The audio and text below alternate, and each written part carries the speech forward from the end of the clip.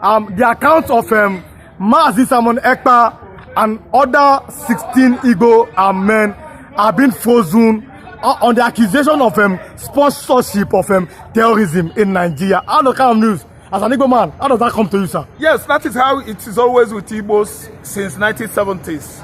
And it's a policy, I tell you, that Awolowo, Obafemi Awolowo, started since inception of Nigerian Biafran Civil War. It happened that after the war in 1970, the Igbos were given only 20 pounds by the then Minister of Finance, Obafemi Awolowo. And the Tinubu, his son, has actually come to become, continue where Awolowo stopped in 1970 or since inception of Nigerian Biafra Civil War. Accusation of sponsorship of terrorism. As how? Igbo man, Simon Ekpa that is trying to defend Biafra, Simon Ekpa that is agitating for emancipation of Biafra, Simon Ekpa that is working hand in hand in conjunction with Nnamdi Kanu to make sure that Biafra sovereignty, become a reality, is now sponsoring terrorism. As how? Who are the terrorists that Simon Ekpa is sponsoring? Which region? How far? When did that one occur? Tinubu, the head of the current administration, has been bent, seriously bent on at least playing all this, kind of animosity, hostilities against the Igbo nation, at least to finish up the job his uncle, Obafemi Awolowo, stopped in 1970. Awolowo actually brought about the policy of giving the Igbos after the war only 20 pounds. And that was given to my father, and that was given to many Igbo families. The whole millions they have in various banks, only 20 pounds was given to them. Many Igbo families. And today, here is where we find ourselves.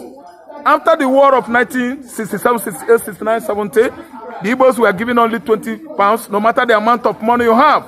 Listen and listen good, Soludo. It might be your father. Your father was given only 20 pounds, no matter the amount your father was having in the bank. Listen, Nwafulefu, governor of Ebonyi State, after the war of 1967, 68, 69, 70, Nwafulu, your father, the Fulani Janjaweeds, in conjunction with their Yorubas counterparts, gave your father 20 pounds. And your father, out of that 20 pounds, he started eking a living, hustling and doing all manner of menial job until God brought your family to the level you are today. That was Awolowo's policy. Peter Mba, what about you?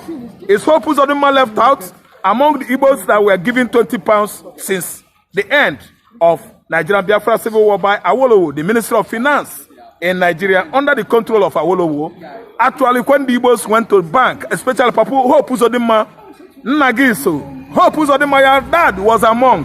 When your dad went to the bank in 1970 to at least catch out the whole billions he saved during the war, before the war, he, your father, Hope Uzodinma, was given only 20 pounds. And the hustling and the haggling, the bruises, the hardship continued as of 1970. That was Igbos of the post-war. Post-war Igbos for you. That is post-war Igbo for you. After the war, the Igbos hustle and they could actually come up to this level in life today.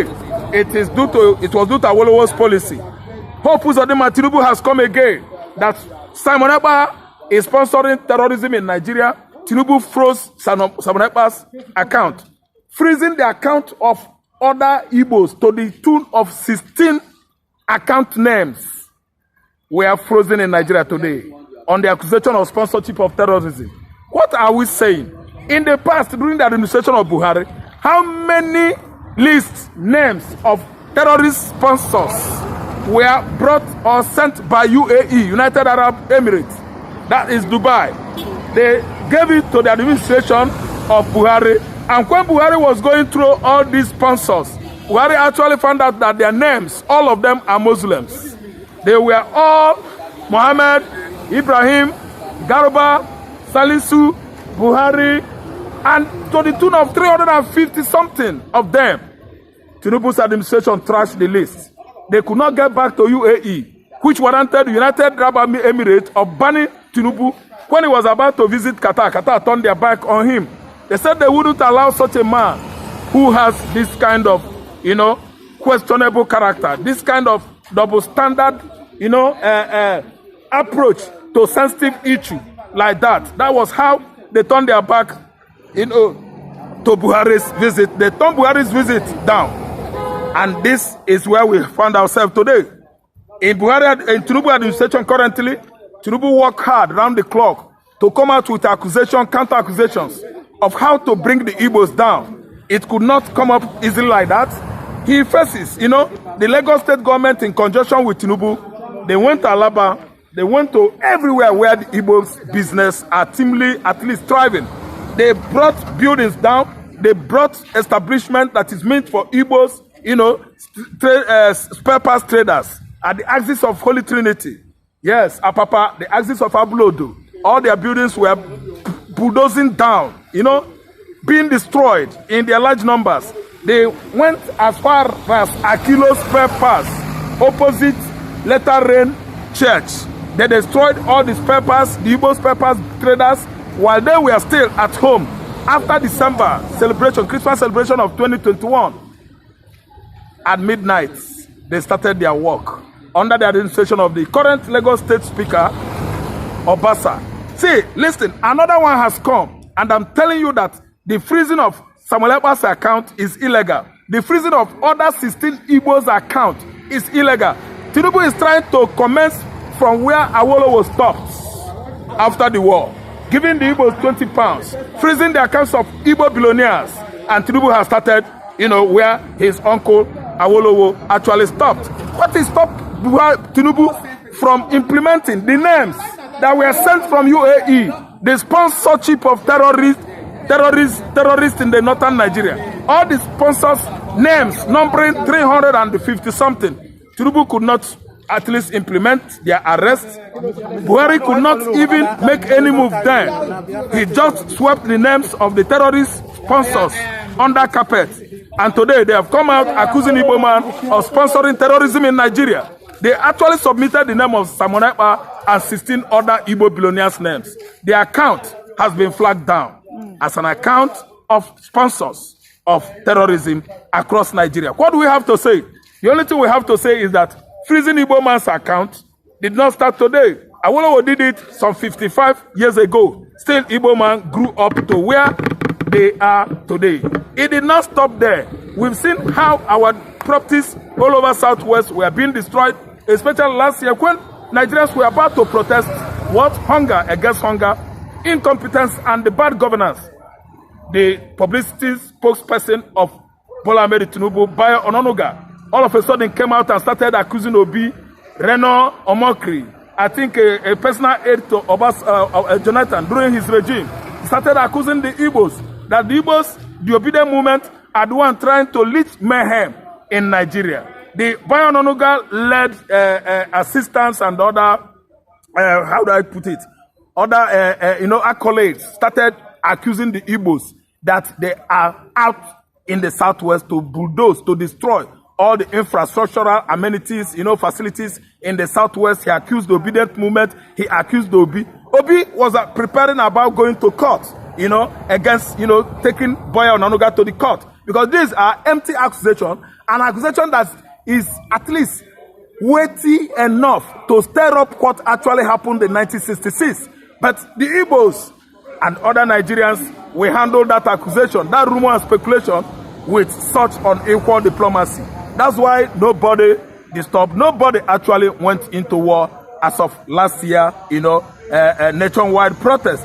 The Igbos actually distanced themselves from this protest because they actually know that that was what actually transpired in 1966 when the Igbos were accused of leading a coup that was orchestrated, a purge that the whole Nigerians partook. All the tribes in Nigeria, Hausa, Yoruba, Fulani, Urobo, Efik, everybody, even the Benin, they accused only Igbos and started annihilating, buying the Igbos in their large number across all the barracks in Nigeria. The Igbo military officers were eliminated across all the police stations, across all the regions of the country. They started annihilating, decimating, and buying the Igbos. That was in 1966. Then it wanted to repeat again by Bayo Ononuga, you know, too much hate speech against Igbo man, that the Igbo man was about to unleash mayhem, political mayhem and crisis in the southwest, thereby subjecting all the facilities, developmental facilities, infrastructures in the west to demolition. At least the Igbos, we know how to manage situation like this. I have this word for people that are freezing the Simon Ekpa account and the 16 others. You might accuse Simon Ekpa of sponsoring terrorism across Nigeria. Listen and listen good. What Fulani is doing in the southeastern Nigeria, killing people, farmers in Enugu and the Ebonyi State, you people like it. Bayo Ononuga likes it. Bayo Ononuga and his, at least, colleagues, they like it. Fulani, the Fulani Janja Wiz, they are happy that Simon Ekpa is no longer making his speech on social media. That's why all the killer headers have actually invaded all the forests in the southeastern Nigeria, maiming and killing Igbo farmers, maiming and coming even to the township communities to annihilate, buy, and kill the occupants of these various, you know, communities and regions in Igbo land. So, Mr. And today, I have a we are, at least, we are in it. Seizure of our account, freezing Igbo man's account, it did not start today. So my question to you is, yesterday we saw the massacre of Igbo women in Hehamufu. And to my surprise, the Nigerian army have suddenly gone silent because they've not reacted. Yes. Don't forget that this was the same incident that happened in the early years of 2017-2018 that prompted the likes of Mazi Nnamdi Kanu to encourage the ESN to fight the Fulanis. And we saw how the Fulanis were actually pushed back. Yeah. Shouldn't the Igbos once again rise up? Because it seems the Nigerian government is complicit in this incessant attack from the Fulani. Thank you so much. It is happening like this because the like of the, you know, relatives of Hope Uzodinma and Pitamba, their relatives were not among the victims. And again, one fool of Ebonyi State, his kinsmen, his you know, relatives are not among you know, among the victims, the current victims of Fulani massacre in Ihamufu, Enugu State, axis of Nsukka. That's what we are saying. And look at the silence of the Nigerian military. Why? Because Nigerian military, 75% are the Fulanis. Who are the people that are masquerading, at least committing genocide at Ihamufu, Enugu, Nsukka, Enugu State? They are largely Fulani headers. They are largely Fulani military officers. Let us tell ourselves the truth. They could go to the, I mean the Nigerian military, they could march into a community in Macham. Macham is a tribe in Adamawa, and calm those communities down that they should go to their various slums and sleep. That Fulanis are not coming again, that they have taken charge of everywhere. The Macham tribes, all of them heave a sigh, you know, sigh of relief, and they all went into their thatched slums and they sleeping.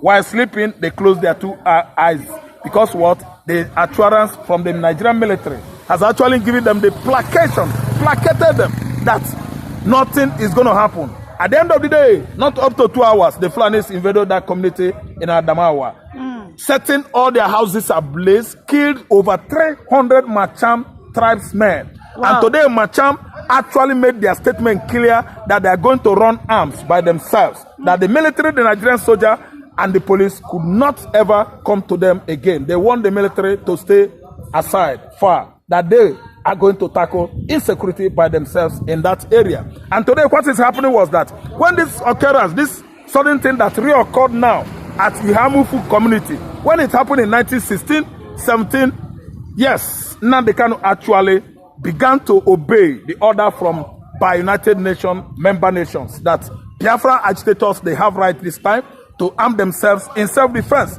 actually to have or form a particular security outfit called ESN, the Igbo land, you know, forest guards, to secure all the farmland across Igbo land. And that was what Nnamdi Kanu rightly did. Then the Fulani, they retreated. Today, they stopped Nnamdi Kanu, they stopped Simon Ekpa, exposing the Igbos to another genocide of 1967. And the genocide is going on now in Igbo land on alarming rate. The Fulanis, they want to actually eliminate the whole Igbos and occupy our lands. That is what is actually currently going on in Igbo land. Are you aware that the Fulanis are even now renaming some communities in Enugu? Yes, they are the one. I'm very, very much aware. And that is what Charles Soludo likes. And this is where Hope Uzodinma is garnering, at least taking his own policy too. And I'm telling you that Charles Soludo is welcoming this idea of the Fulanis taking over the whole Igbo land. Because what? All their fathers, the Spartanopatos ones that actually impregnated their women, their mamas, their mothers, one by one, are not from the Igbo extraction. Their fathers are from Fulanis. I mean, all these governors that have turned their back on Igbos, allowing such massive genocide. Whose fathers are Fulani? The Fulanis, the fathers of all the governors in Igbo land. You mean Uzodinma has Fulani ancestry? If you check their DNA, it is traced to Fulani ancestry. But the only man I can agree with you that somehow has affiliation with the Fulani. North is the not Fulani but North is Okorocha. And under Okorocha, we did not witness this something like this. Insurgency. Yes, actually they prepared and wait for Okorocha because they actually tell him that Fulani, the Hausas, they are not going to take over Igbo land. Do you know what he did? He allowed mosque at Owerri State House, government house, and immediately Hope Uzodinma took over from Emeka Ihedioha, won an election. You know, he was the one that took over from Okorocha. They demolished the mosque. Then now, Hope Uzodinma, the Fulani governor, the Supreme Court governor, came back again through the back door, stole Emeka Ihedioha's mandate, and reinstated back all the destroyed mosque in Owerri, government house. Go there now, you will see a gigantic mosque erected by the Fulanis. So what I'm trying to say is that if you trace the ancestries of these Igbo governors, you will actually know that they were all of Fulani, ancestry. They came from the angle of Fulani, northern Fulanis. Their father impregnated their mother, and their fathers has mixed blood. I don't know what to understand. Their original Igbo ancestry is questionable. That's why they can never behave like the Igbos. They allow the Janjaweeds, the Fulanis, to take over Igbo land, and that is an agenda that is on course currently. Thank you very much for that brilliant submission, Maziraf. You are highly welcome. Thank you very much.